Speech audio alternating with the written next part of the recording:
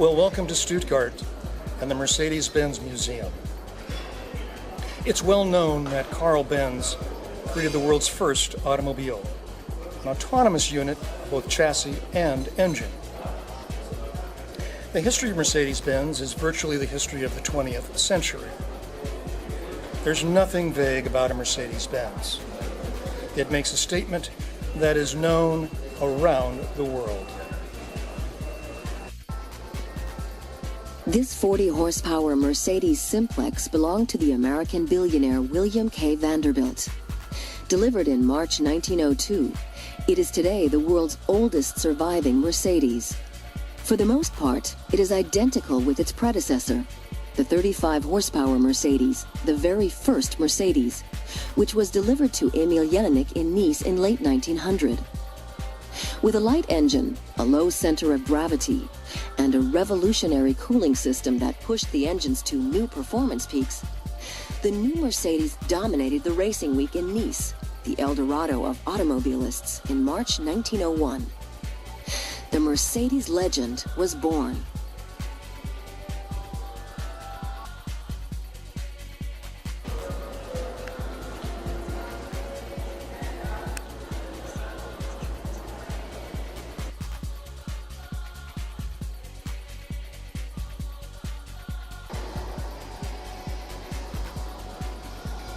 This 500K Special Roadster was the elegant luxury sports car of the beautiful, rich, and powerful in 1936. Like all 500K cars, this Special Roadster was practically custom-made. The Special Roadster was the most elegant and expensive of the total 8 body variants in which the Model 500K was offered. The 500K was not only alluringly beautiful, it was also uncommonly powerful and safe. When the supercharged 8-cylinder inline engine propelled the 500K to a speed as high as 100 miles an hour, the newly designed front axle, introduced in 1933, ensured an extremely safe and comfortable driving experience.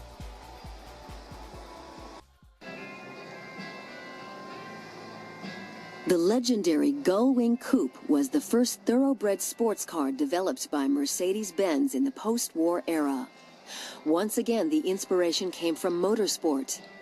In 1952, the Mercedes-Benz 300 SL racing sports car won the Le Mans 24-hour race, the Grand Prix of Bern, the anniversary race on the Nürburgring, and the Carrera Panamericana in Mexico. Success like that was a marketable commodity. So in February 1954, the production version of the 300 SL was launched at the International Motorsports Show in New York. The car's most striking feature, its top-hinged doors, attracted the nickname Gullwing from the American public. Nobody seemed interested in the fact that the 300 SL's unusual lines were in fact a solution to a design problem. The ultra-light space frame concealed beneath the steel skin of the 300 SL made it necessary for unusually high struts to run down the sides of the vehicle. Although this gave the car great stability and rigidity, it left no room for conventional side doors. The only option, therefore, was for overhead doors, a solution that made the Gullwing a design icon and the dream of many a license holder.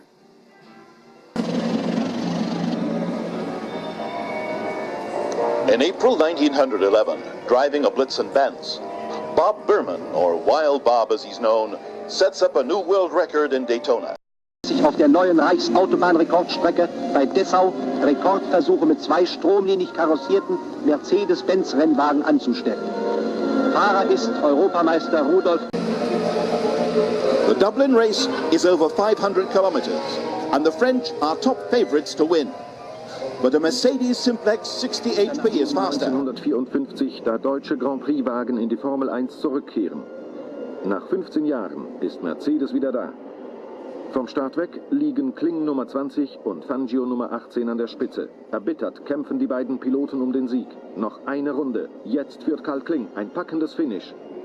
Sieg für Fangio, 2. Platz für Karl Kling. Die Sportwelt hat ihre Sensation. Schon Stunden später kennt alle Welt den Erfolg. In Tokio, Kapstadt, New York, in London.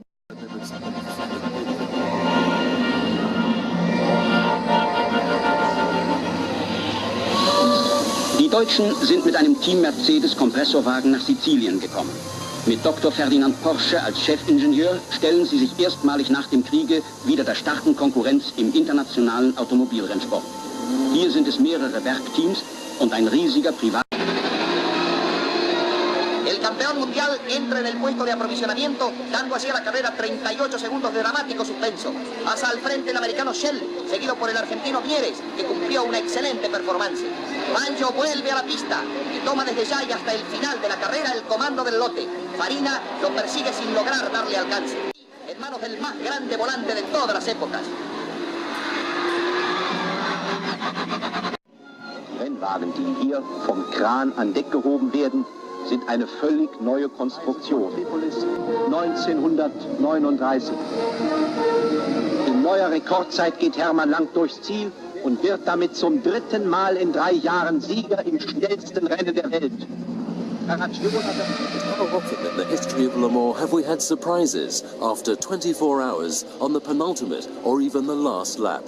A familiar picture, the two Sauber Mercedes C9s in the lead, driving fast and economically with fuel consumption firmly under control. 37 years after Mercedes-Benz's first Le Mans victory, Die Welt des Motorsports ist um eine Attraktion reicher.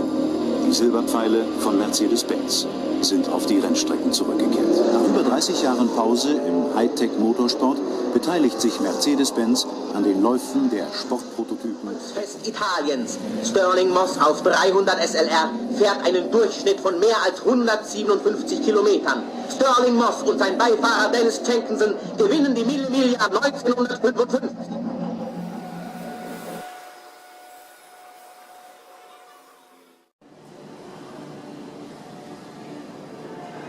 We're looking at 3 very significant Mercedes-Benz racing cars. To the right here is the 1955 W196 Grand Prix car. In the streamlined version, it was for the open circuits, fast circuits like Monza. And then there's the open wheel version for the more twistier circuits.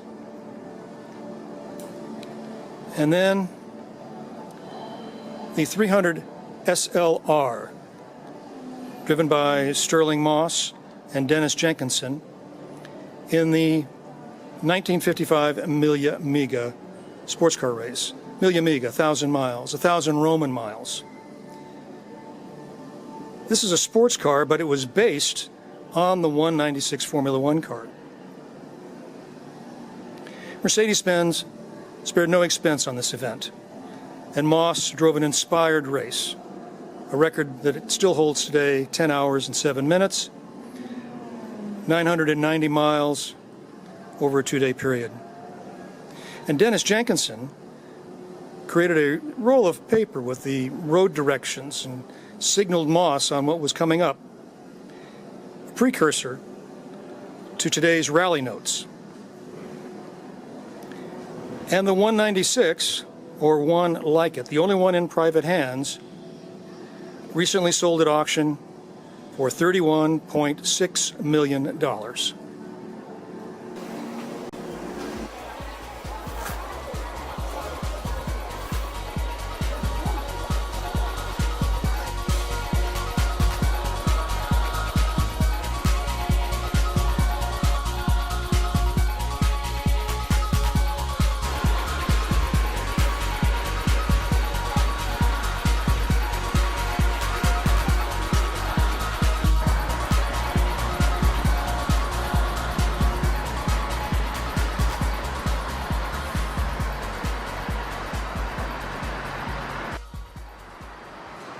Well, what a treat to be with Juan Manuel Fangio and his Mercedes 196. Tell us here, Fangio, you have 5 world championships. Michael Schumacher has more. Sebastian Vettel, who knows? How do you feel about that? Ah, you are gracious. You are a gentleman. Now, you drove Italian cars, you drove German cars. Which are the best? Ah, you are a politician. Perfect for motor racing.